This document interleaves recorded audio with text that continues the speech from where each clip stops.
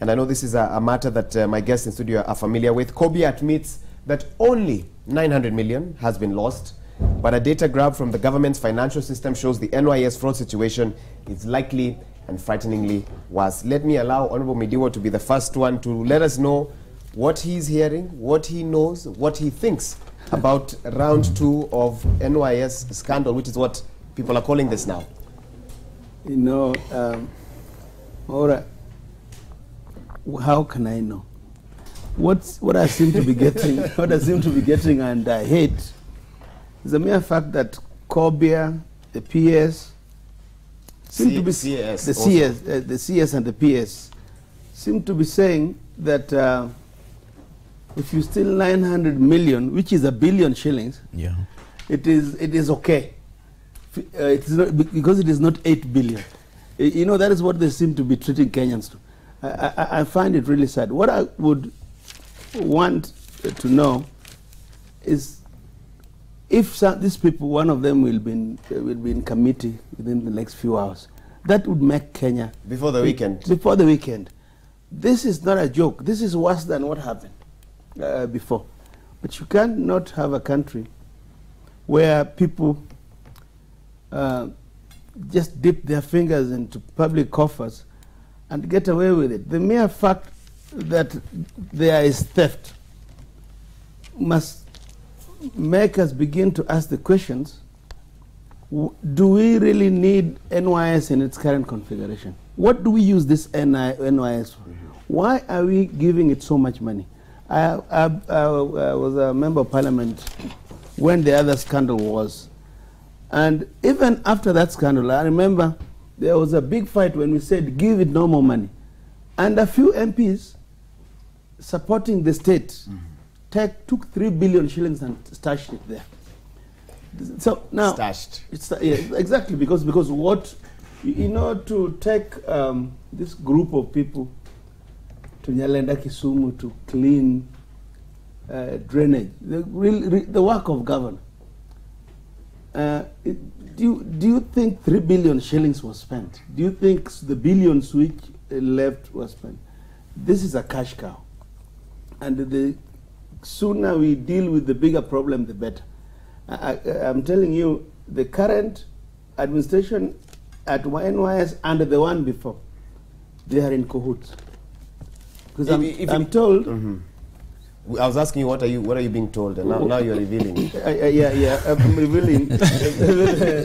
I've seen that the current PS under Professor Kobia is a friend to Anne Waiguru. Can you justify those claims? I am saying I am told. What's wrong? I'm saying, yeah. No. That's what I'm saying. No. The former administration of NYS and the current are in cahoots. There's a linkage somewhere. There's a linkage. Whatever they are doing, in fact, you will not solve this problem if you don't solve the other one. Honorable Kirwa. Well, first of all, we learned nothing from the first scandal. Otherwise, we should have had very good lessons drawn and therefore safeguards put in place. But the irony of the matter is that increasingly NYS, despite the scandals, has been getting more and more money from the government, which means there are people in government who know exactly what is happening in NYS and possibly is to their benefit.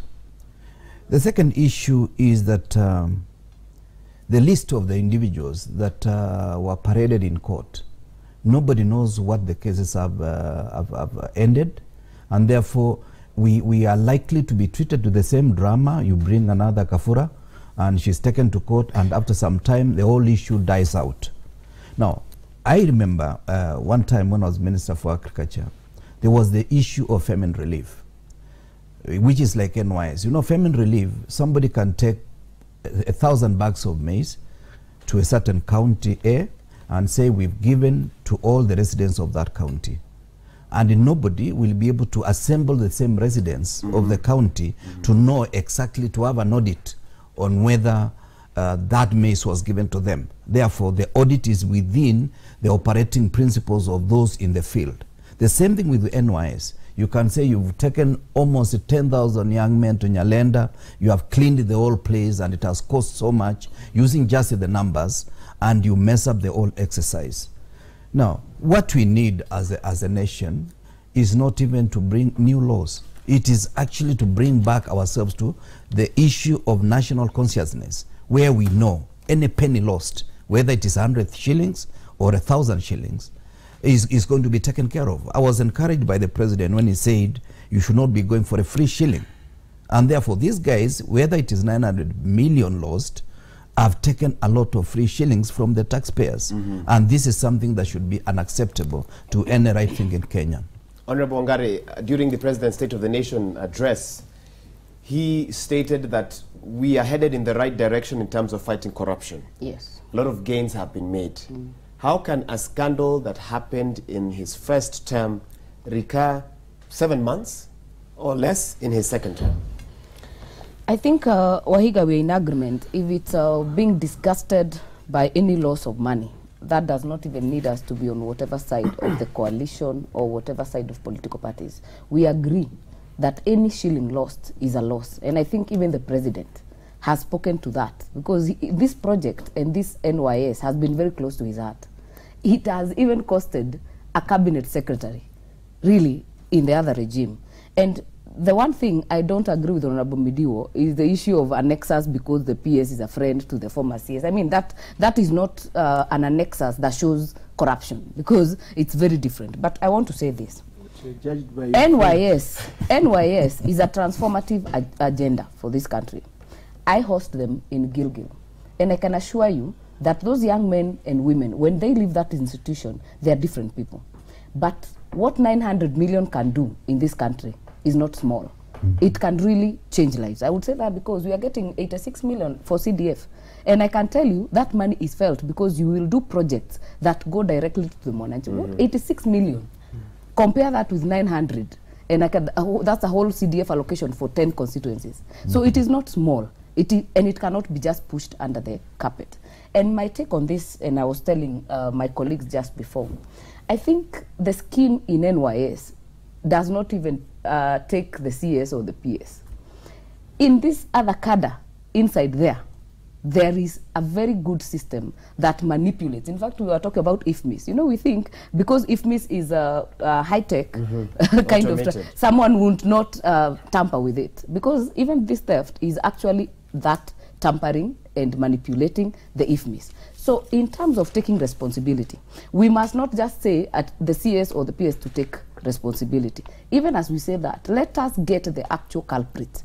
And we must see convictions, really, and I agree with Honorable Midiwo, we must see convictions. Someone who transferred any money to a fictitious company that did not do the work that was required to be done, really, there should be action. And I think the issue of corruption in this country, we were saying, it has even taken us to put a former archbishop to head EACC. We have even tried the church, we have tried prayers, I don't know what else. But we must not give up. We must not throw the baby with the bathwater. But EACC, the DCI, and now we have new institutions. We must really see convictions and people taking responsibility. Honorable Tandi, let me give you a chance to speak, even as you tell us whether you think that Kenyans have now become accustomed to corruption allegations. The days of Kenyans going onto the streets to protest against new revelations seem to be over. A revelation is made front page of a paper, and Kenyans wake up and go to work like it's a normal day. Okay. Thank you, Mwaura. I think my view is that corruption is rampant in government everywhere, not just NYS. And I have said that the reason why it will be very hard for us to fight corruption is because we are running an ethnic sort of government. You know, when you're running an ethnic government, you appoint ministers into positions, and when they arrive in those offices, they look for technocrats from their own communities, which they begin to work with. That is why, despite the fact that the new constitution provided that we have CSS who are not politicians, who are not members of parliament, who are basically technocrats, who are coming in to infuse professionalism and ethical way of running ministries, this has not succeeded. And if we are going to say that as a people we have come to a position where we are no longer intrigued by the kind of corruption that is happening, we can no longer raise our voices. I think this is because we are basically the kind of system of government we have is not right. So my advice, which I want to give to the president, is that if he really means well and he wants to fight corruption, then he must begin to nationalize his executive, because the executive is not nationalistic. It is still, we are still having an executive which is run by people who say that, you know, this is our government and we want to protect it. Let me ask you a question, and history always provides us with good lessons. Let's talk about the coalition government. There are many who say that the coalition government was one of the best attempts to nationalize government. Correct. But the scandals that came out even during the coalition government showed that corruption is not a preserve of our community or communities. It's actually a national problem. Wouldn't you say that? Yes, there was corruption in... or do you say it varies? In the coalition government, but I like the way it was dealt with. It was dealt with in a way that it did not matter whether you are from my community. If you are corrupt, you are apprehended and you are fired and you are dealt with. Now we are unable to deal with corruption because the people who are involved in corruption, they recede to their communities and then they get the powers and they say, you know, I think we are being fought here. And we were doing this because we wanted to protect your leadership and your power. So if you're having if you have a some sort of national kind of government, a government that is more inclusive, then you no longer recede to your ethnic community to be protected when you're corrupt. Okay. I think that's really why we need to. But everybody wants to hang on a second. As you respond, you'll give me solutions. And the NCCK have some solutions already in mind. This is page 5 of the Daily Nation. I want to add that to this discussion. NCCK yesterday proposed radical ways to handle graft. Number one, they are proposing a 1-year amnesty for corrupt individuals to surrender illegally acquired funds. So we can assume if this is to be adopted, let's say from June 2018 to June 2019, if anyone out there watching this program has stolen money, we would say if you return it, you can, I don't know what sort of amnesty we're talking about, you can walk scot-free. They are also saying those who fail to take up the offer should be jailed for life and the funds they acquired correctly used. They've also mentioned, and I'm trying to quickly pick it out, the disbanding of the EACC, which is led by former clergy. They called EACC a toothless dog to be stripped of its powers to investigate, and those powers should be vested in the Directorate of Criminal Investigation. I'm sure each of my guests here have their own thoughts on what needs to be done. Honorable Midua, let me start with you. I agree with NCCK, except for the one where you say they are given amnesty. I agree with the jailing for life. I agree with disbanding EACC. I've always said that. I don't think we need it. EACC, you don't need DPP, you don't need CID. In fact, this current scandal at the NYS shows it, because the Auditor General went there. The Auditor General gave NYS a clean bill of health. It has taken the NIS and CID to figure out this theft. So that is where it belongs, not at EACC. In fact, I think it's an abuse to the intelligence of Kenyans to take a retired bishop to head EACC. That is just not a right thing to do. Because where he came from, supposedly there is no graft. He's supposed not to know graft at all. But I want to tell you, when he was saying he might forgive graft. He may even forgive it, yeah, because pray for them. He say pray for them because he came in to change the place, but he did not. I mean, he has not. But now let me say what you say about the coalition government. Even one of the scandals of the coalition government was this cemetery.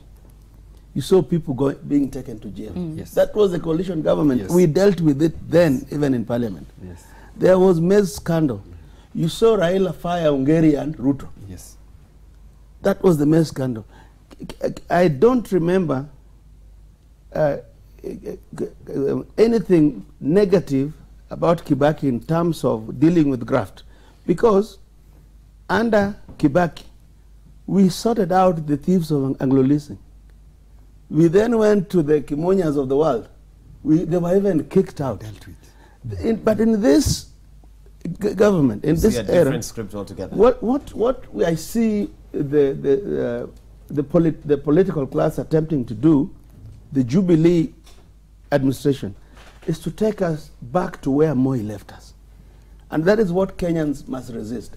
And therefore, the solutions like the ones for NCCK is a good attempt. But we must restructure our government.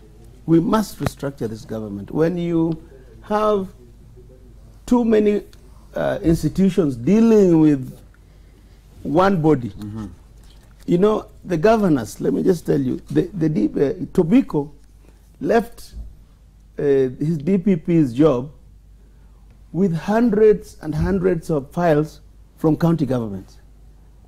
I know of a place where they say, as AESCC says, we have given him, I saw them saying, we have given him 16 files. He never went to court even once to prosecute these people. So this corruption cannot only be blamed on national government. Remember, there's 300 billion being pushed to the governors. In fact, I was being told yesterday of a governor who has been very nice. In fact, he is one of the ones mentioned to be the best. I was being told now, he says he has money, he wants to be a presidential candidate. You can tell, you can link his governorship and the money he's attempting to use to run for president. You see, that ESCC can't figure out, that CID and NIS can figure out for us. And that's what you propose that they should do. That, yeah. You are warning us of future graft. Honorable Kirwa. Well, I thought the handshake was going to give us a leeway towards resolving this problem, because I see President Uhuru as also a well-meaning person who doesn't need to steal to earn a living for the rest of his life. He went to school in Mercedes-Benz. He doesn't steal, actually. He was born in State House and he was brought up in State House. And I did not expect him to do anything that is untoward in terms of economic crimes. But I'm seeing increasingly the president being unable to assert his authority, because as the two guys from Lowland will tell us, that the fish will start rotting from the head. And the president knows the head, where the head is, and where the rot is. And therefore, he should not behave as if he's unable to do anything. In terms of amnesty to those who have stolen, I don't think we should give amnesty to any individual, because he knows and he will not bring back that money. Because they behave like cats. Even if you give a piece of meat to a cat, it will bite you when you want to go for it again to share with another cat.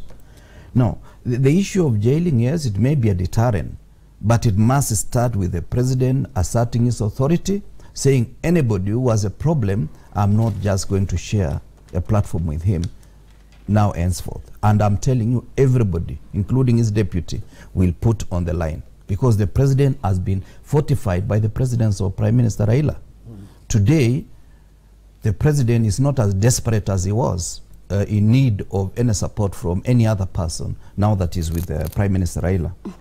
The other issue is that we need the national psyche, because as my colleagues have said, corruption has been put as ethnic. Corruption has been made to be regional. Yet corruption is done by an individual like me or you. Then you run to your ethnic community, you run to your colleagues and you tell them, I'm being vilified because I'm doing this on your behalf. But the truth of the matter is that our national psyche must be prepared to say corruption is corruption, because people read corruption differently. And therefore, that is where the problem lies. Finally, on this particular issue, is that unless we have genuine national integration, corruption is going to be with us for many years to come. Correct. Okay. Yeah. Yeah, thank you. I think I agree with my colleagues, but I needed to say something about something Honorable Atandi said, that until we have cabinet secretaries that are not from a few communities, that is national, then we'll not deal. I didn't say that. A government that is seen as national, and I think I heard that. And from really, I think the Jubilee government has tried in terms of getting every Kenyan to feel a part of this government. Even in the few CSA slots that are available, you'll see NYS, you'll see Tobiko from everywhere and from every part of this country. But more importantly, I think the president is very keen on his legacy. To what you leave is what will follow you. And I think the one thing I know is a regret for him is what we are seeing in terms of corruption. But I don't think hope is lost. If you look at the DCI, we have a new DCI right now. We have a new DPP. But more importantly, I agree with Honorable Midio that EACC is not working. Really, we had hopes that with Wabukala there, maybe. And I said, when he was installed, I said, I hope he won't decide, and I'm an Anglican, is my archbishop. But I hoped that he will not pray for the victims. And I think that's the vibe we are still getting from NCCK, that we want to give people grace period to return what you stole. I mean, come on. I don't think anyone in their right mind will do that. We must be radical. A crime is a crime. It must be investigated as such and be treated as such. It cannot be charity or, if you wish, return. It cannot be. And it must be made so expensive. And let us not just pick the life imprisonment. We must look at, if you steal 200 million and you're fined 2 million, you're fined 2 million within, and that's change really, it's loose change. It must be made so expensive that anyone who touches actually knows there's going to be a problem, there's going to be repercussions, there's going to be consequences. And in our national cycle, as Honorable Kirwa says, you know, recently, a 14-year-old boy in Muranga defiled a 4-year-old and killed her. A 14-year-old boy. We have juvenile institutions, but that story, the chief was given some small money, or it is alleged the chief was given some small money, and that case was swept under the carpet. The mob lynched this boy, who should have been saved, taken to a juvenile prison, but because of corruption, it cannot just be big here. It must be seen from that level, from the very basic family level. And we have also seen, in terms of these cases, even in some communities where that you sit under a tree and decide, this family, don't talk about it. There's a defilement here, but don't talk about it. It is in our psyche. We must dig it out from the roots. And it has to start from a very young age, even as we bring up our children, that they must know, if you do that, you're going to jail. If you do that, it is bad. We must teach these values to our children as we bring them up. Fair enough. Wrap this up for us, Honorable Tandi. Let me say that, and we all agree that corruption is instigated by the civil servants. The cabinet secretaries basically are appointed to spearhead, run the ministries, but the people running the show are basically civil servants. So I think the problem is basically, how do we deal with these civil servants who are always in service and they continue to perpetuate corruption, and it appears that nothing happens to them. When there's corruption in a ministry, the politicians go for the CS head, you know, let the CS resign, like some people have said. But if you look at it keenly, you find that the CS actually may not even be aware of the corruptions cases that happened. So one of the solutions that I want to provide is, can we also reorganize the technocrats within the civil service? And recently there's a report that said that there's imbalance, that some communities are not well represented in the civil service. I think that's where we need to begin. And if there are some communities that are so many in that civil, then we need to balance it off. That is one. Two, then we begin to talk about corruption in both counties and at national government. And on this one, I want to say that we need to see heads rolling everywhere. Because as Mheshimiwa Midiwa has rightly put it, there is corruption even in counties.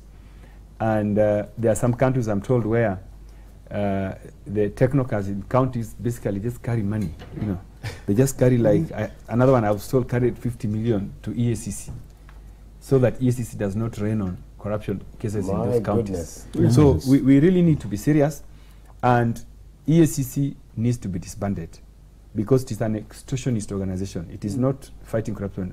What they do, I had a case where somebody told me... Is it fair to call the whole institution extortionist, or are you talking about individuals within the institution? It is an extortionist organization, because what they do is, if there's a highlight that maybe Honorable Tandi has stolen some money, they don't come to investigate me. They come to collude with me so that they also begin to eat the money. And this is, I have many examples where investigative officers are basically helping, going to eat the money, and then they say, once they realize that your money is finished, then they begin to prosecute you. And these examples, you can testify about in court, for example? Well, these are examples. These are things we know. Even them, they know. So I don't want to go to court. They haven't told me. But these are the realities that I think we need to confront and face, and we need to we need to have one investigative agency, not to have these many institutions that basically are just eating public resources for nothing. So ultimately, as Mheshimiwa Kirwa puts it, we must reorganize the executive, because the corruption resides in the executive. Fair enough. I think the topic of corruption can occupy our time the whole day, and there are a lot of other topics in the paper.